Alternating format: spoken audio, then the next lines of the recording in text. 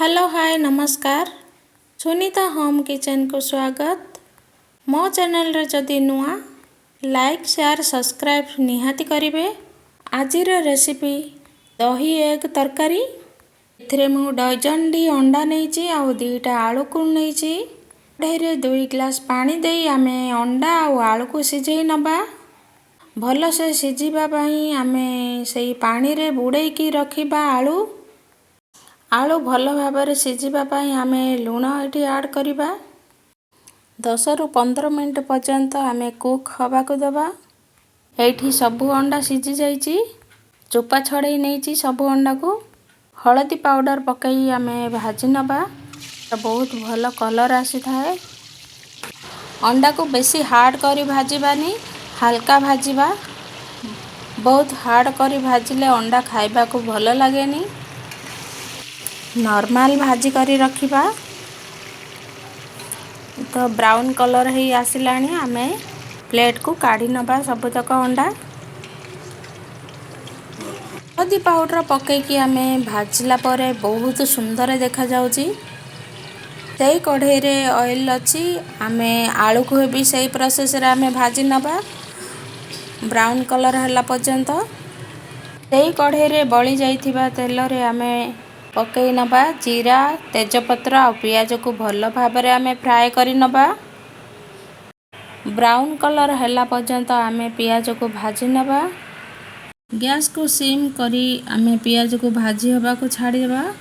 आमे अंडा पई मसला प्रस्तुत करिबा। छि रसुण दालचीनी अनाज फूल गुजराती आ किछि अदा को दबा। आ मु 2 रु 3 टा पियाज नेची आ गोटे टमाटर नेची। किछि पानी देई आमे भल से ग्राइंडर करि नबा। पूरा पेस्ट बनी सारिची। एपटे करी रे पूरा ब्राउन कलर हे सारिची। आमे सेई मसला बटा को आमे पकई की भल भाबरे कसी नबा। किछि मसला जार को पानी देई भल भाबरे आमे पकई नबा। सेई मसला रे हल्दी पाउडर लंका पाउडर आ धनिया पाउडर को पकई की भल भाबरे कसी नबा।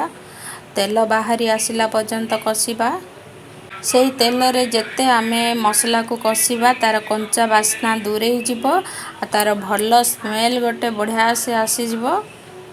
तेल बाहरी आसिला पर्यंत आमे पूरा भाजी नबा। पूरा सुखिला हे गले आमे सेतिरे गरम पानी ऐड करबा। पानी देला परे किछि लूण ऐड करबा स्वाद अनुसार। से मसला पानी पूरा फुटी आसिला परे आमे अंडा आउ आलू को देबा। 5 रु 7 मिनिट कुक हवा को छाड़िबा। कुक हला भितर आमे 2-3 थर आमे घांटी नबा भल से। पूरा तार कलर चेंज हबो आ तार गाढ़ा कलर गोटे आसी जिवो। ते सुंदर कलर आसी जाईची। आमे कस्तूरी पाउडर को पकेबा आ किछि गरम मसला पकेबा। गोटे बड़ स्पून रे मु एटी 2 स्पून मु दही ऐड करिची। आपण चाहिले कम अधिका करि परिबे। एटी 2 स्पून दही को मु भल भाबरे घांटी की आमे शेष रे दही आमे ऐड करबा। दही रो फ्लेवर बहुत बढ़िया लास्ट पकेले बहुत बढ़िया कलर आसी थाए। देखन बहुत बढ़िया कलर आसी जाईची। एथिरे टिके स्लाइट सुगर पाउडर ऐड करिवे तारो टेस्ट आउर बढ़ी जाई थाए।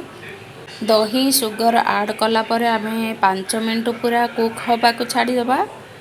5 रु 7 मिनिट कुक हे सारिची। बहुत पूरा फ्लेवर बहुत बढ़िया लागुची।